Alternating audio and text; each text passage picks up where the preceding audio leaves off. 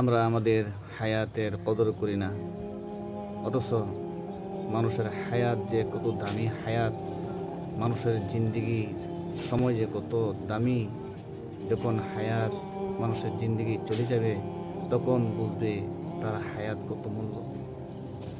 মানুষ যখন সুস্থ থাকে তখন মানুষ সুস্থতার কদর করে না, যখন অসুস্থ হয়ে পড়ে তখন বুঝে যে সুস্থতা আল্লাহ তাআলার কত বড় নিয়ামত, কত দামি জিনিস।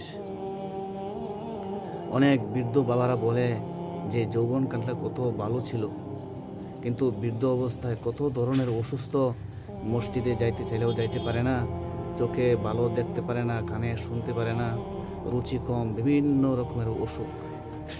আল্লাহ তাআলার বহুত বড় নিয়ামত যৌবনকাল, কিন্তু আল্লাহ তাআলার নিয়ামতের আমরা কদর করি না।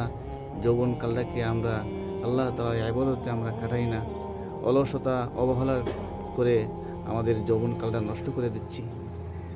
কিন্তু এক সময় বুঝে আসবে, যখন আমরা বৃদ্ধ হয়ে যাব তখন বুঝবো যে আমাদের কত মূল্যবান জিনিস আমরা হারাইছি। চন্দ্র সূর্য আসে যায় বারবার, জীবন যৌবন চলে গেলে ফিরে আসে না আর।